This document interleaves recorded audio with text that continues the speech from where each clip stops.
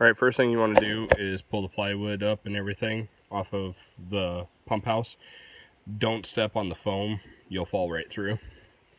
But pull all that up and make sure that there isn't any water standing down in the pump house. So it's hard to see exactly, but there's about 2 feet of water down in that pump house. And right about in the middle of the screen next to that blue tank is an electrical box. Before you turn any power on to anything, you have to drain the pump house of water. This hose here and this electrical cord are connected to a submersible pump setting in the bottom there. At the Larson Cabin, there is a 100-foot extension cord downstairs that you can run over and plug this pump in. The hose, just run it outside of this, out, and ideally down towards the lake so that it doesn't filter its way back into the pump house while you're draining. So this is the extension cord I was talking about in the basement of the Larson Cabin, and I usually just plug it into this outlet on the lower level and then walk it over to the pump house and plug it all in. Now while that's pumping, there's a fair amount of pressure coming out of the tip of this hose. I usually go find a rock or something to lay on top of that hose so that it doesn't get carried away. Now before you can go to pumping water, you have to turn the main breaker on, provide power to the cabin. Before you turn this on, make absolutely positive that this is in the off position. It is for the water heater, number 10 and number 12 breaker. They're tapped together here, but that has to be in the off position before you turn this on. There isn't any water in the hot water tank, and if that's in the on position when you turn this on, it will burn up the element in the hot water tank.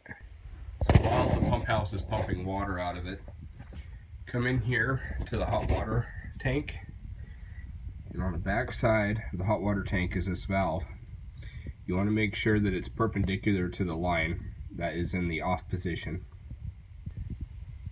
Then come into the laundry room and make sure that both of these valves are turned off.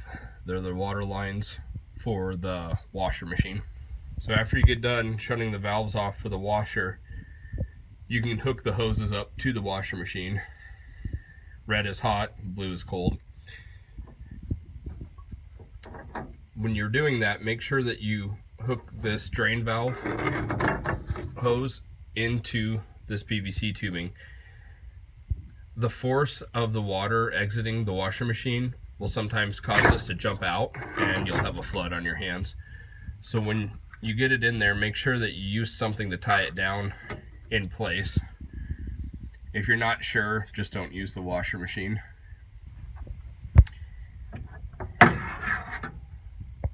Next, there's a flexible hose coming out of the back of the shower downstairs. It's sitting right next to the drain for the washer machine. There's a valve on the end of that. Make sure that that valve is closed. In the downstairs shower, close this valve by pushing it in.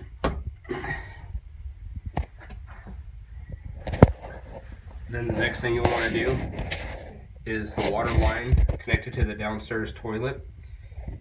You'll want to reconnect that. And also reconnect the lines to the downstairs sink. When you're tightening these hoses back up, make sure that you're not cross-threading them. You will probably require some form of pliers or wrenches to tighten them up. The trick here is don't over tighten them. They have rubber O-rings inside of them, and snug is usually sufficient. If you over tighten them, you're just going to break them, and then we're going to have to replace them. This noise as you hear the pump running out of water, when this happens, unplug it so you don't burn the pump up. You're not going to be able to get all the water out of there, but you'll get the majority of it, enough for it to be at a safe level for the electrical. There's probably 2 inches of water or so still left down in there. It'll eventually dry out. I wouldn't worry about it. Next, you need to make sure that you shut both of these valves off. They're located above the hot water heater. There'll be a bucket hanging from there. Just shut the valves off and then you can remove the bucket and drain it outside. On the hot water heater, there's an air valve here. Just push that over. And now it's closed. At the bottom of the hot water heater, you can leave the hose connected, that's fine. But there is a flathead screw in that valve. The screwdriver should be in the laundry room.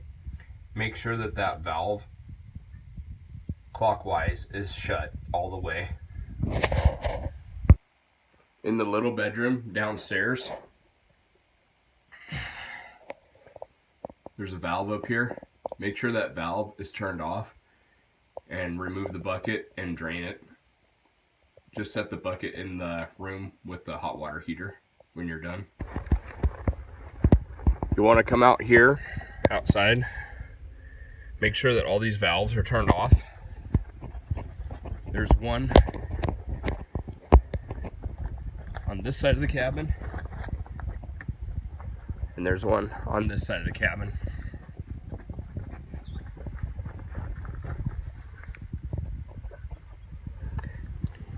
In the upstairs kitchen, reconnect the sprayer to its hose. It's just a matter of threading it back onto itself. So as far as the upstairs water goes, I like to leave these in the on position halfway through between hot and cold for the kitchen sink, the bathroom sink, and the bathroom tub. The reason for this is so that when you turn the water on, the air that's trapped in the lines has somewhere to go. After you turn the pump house on, you'll want to come back up here and see what's happening. Make sure the air is actually bleeding out of the lines and wait for solid water to be coming out of the valves. Once that's happened, then you can shut them all off and then check for leaks upstairs and downstairs. We are down in the pump house.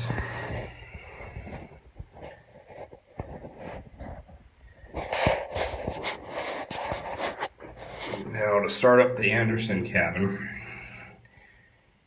this one here is for the Anderson cabin. You'll want to turn this in the on position, which is parallel with the line. Once that's accomplished, come back over here. You'll see this line runs over and it feeds into 2 different dumps. This one here also has a valve. You'll want to make sure that that's in the on position.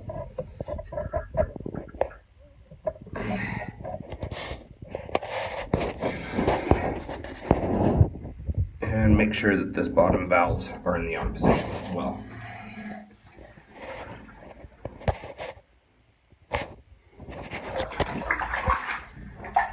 This other valve below this one is for the other cabin. Do not touch it. Let the other cabin openers open their own cabin, because there may be other issues in there that could cause flooding on their cabin. So we are in Jeannie's cabin at this point. You'll want to walk through the kitchen and into this back bedroom here. Up in the corner here is a breaker box. And this guy here is for the water pump. Turn it on. We are back over at the Anderson cabin. And this valve back here is the main for the water to come into the cabin. We're going to turn this on slowly, and we're going to listen for leaks and go upstairs and let the air bleed out of the lines in the sinks I mentioned previously. You will hear water running once the valve is turned on, which is normal. If you suspect a leak or if you see a leak at any time during this process, come down here and turn this valve back into the off position immediately. This is what I was talking about with releasing the air pressure that's in the line. Now the cold water is doing just fine. The hot water is full of air because that tank is completely empty of water, so it's completely full of air. So it'll need to sit here and bleed this out for a little while in the hot water position. You can make the process go a little faster by making sure that all the hot water is on in every position. Keep in mind we have not turned the hot water heater element on yet.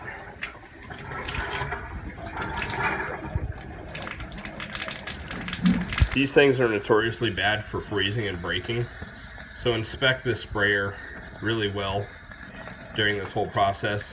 Make sure that there isn't anything spraying out of it. Sometimes it's a hairline crack and you can barely see water coming out of it. So I didn't get it caught on camera, but about 10 seconds ago it quit spitting out air and started running water. As soon as that happens, I can shut her down.